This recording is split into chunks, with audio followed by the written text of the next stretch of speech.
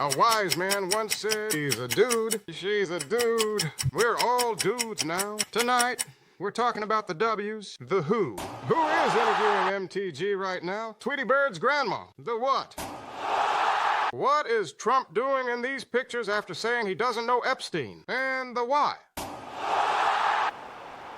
We'll save that for the final verdict, where we don't react, we review. We don't speculate, we verify. And we don't look away. This is Unmasked America, and we're here to take you through there. Take you through there. Wait, we down. Take you through there. Take you through there. Democrats on the House Oversight Committee are releasing brand new photos from the estate of the late convicted sex offender, Jeffrey Epstein. And they show powerful figures like President Trump, Trump advisor Steve Bannon, and former President Bill Clinton. None of those released images depict any sexual misconduct, nor are believed to depict underage girls. It was not immediately clear when or where they were taken or by whom. Before this turns into another internet meltdown, slow down. Wolf, this is some reporting I've done with my colleague Annie Breyer, and basically what we're getting and what we're seeing being released today are photos from the Democrats on the House Oversight Committee. It's from Jeffrey Epstein's estate, which has been turning over emails and other records of his from his life. This latest production is over 95,000 photos that he had on his computer, on his email server. And basically what they do, Wolf, is just reinforce and shed new light on the extent of the many powerful people that were in Jeffrey Epstein's orbit. I mean, you can see this when you look through these pictures, and they're available to scroll through in our story on CNN.com right now. 95,000 photos doesn't mean 95,000 crimes.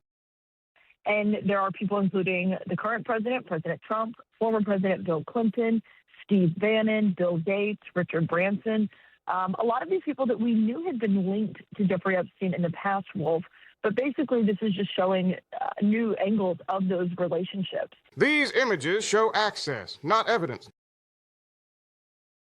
And I should note, Wolf, as you noted, none of the pictures that we're releasing today that we've gotten our hands on show any sexual misconduct. We don't believe any show any underage girls. It's really just speaking more to Jeffrey Epstein's life and what that looked like. And lawyers for his estate basically told the committee that they had photos, they have videos that were taken at any property that was owned, rented, operated, or used by Jeffrey Epstein for about 30 years. So that just kind of tells you the span of what you're looking at here, as Jeffrey Epstein was surrounding himself with a lot of powerful people, which, of course, we now know also helped insulate him at times from the crimes he was committing.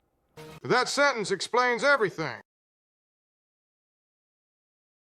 Thank you, Mr. President. There were new Epstein photos released today showing you and also Bill Clinton, Steve Bannon. What were your reaction to those new photos that were released Well, today? I haven't seen it, but I mean, everybody knew this man. That's interesting, because 5 minutes ago, he barely knew him. I lied.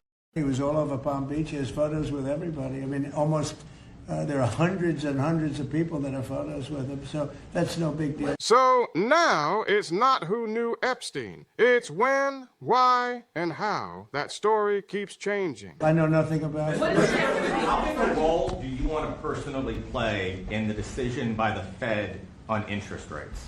Watch closely. This is where the timeline starts moving. Gotcha. Gotcha.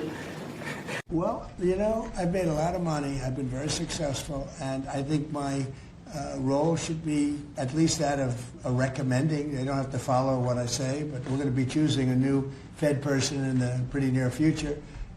But they went out, they went out with 71 different people, all economists and Trump. I was 71.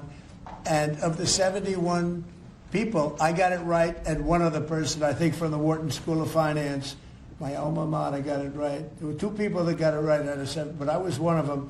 So I think I certainly should have a role in talking to whoever the head of the Fed is, or the Fed. I don't think that, in the old days it used to happen. Nowadays it's sort of, they think it shouldn't happen. But I've done great. I've made a lot of money. I've been very successful. I think my voice should be heard.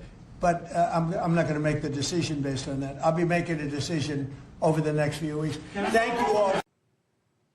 It was completely unforeseen, a shocker. Marjorie Taylor Greene resigning. The warrior congresswoman so dogged and fierce, leaving the field of battle, her alliance with President Trump shattered.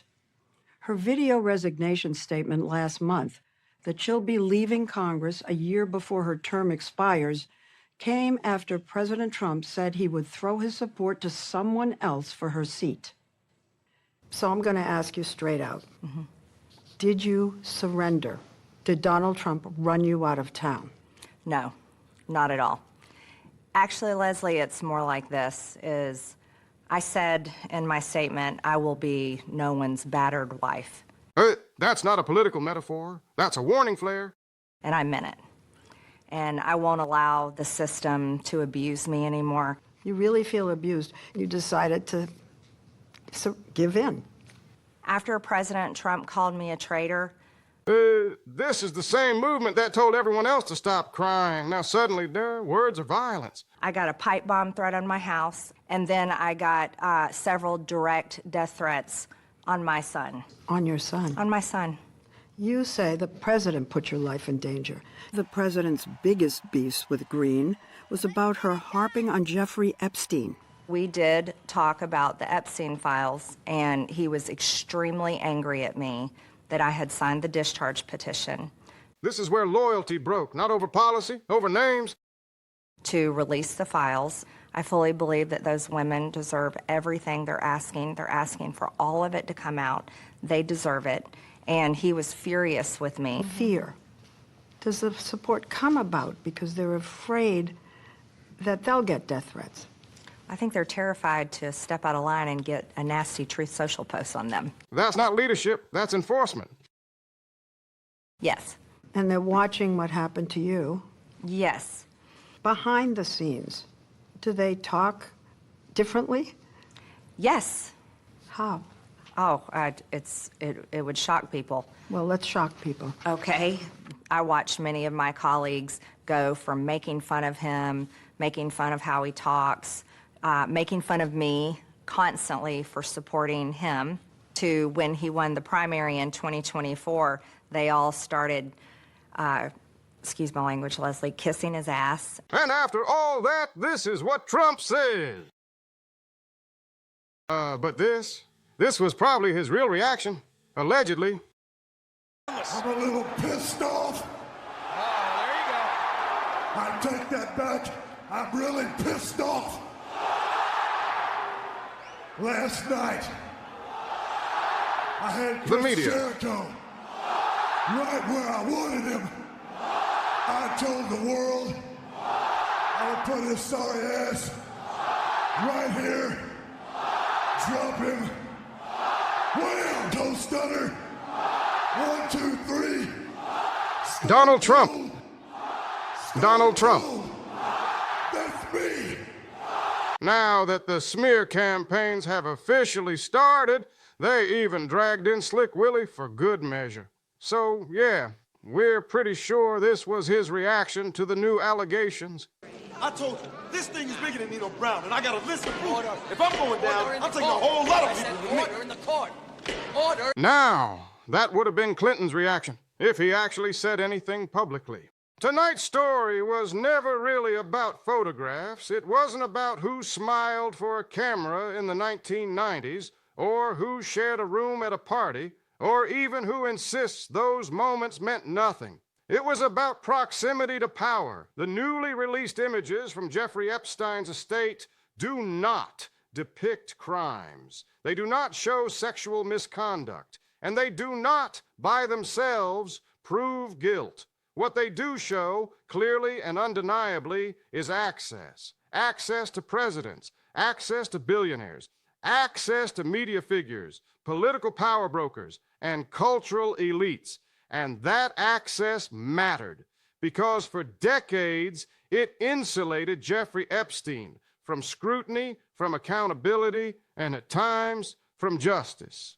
As expected, the release of these images has triggered a political firestorm.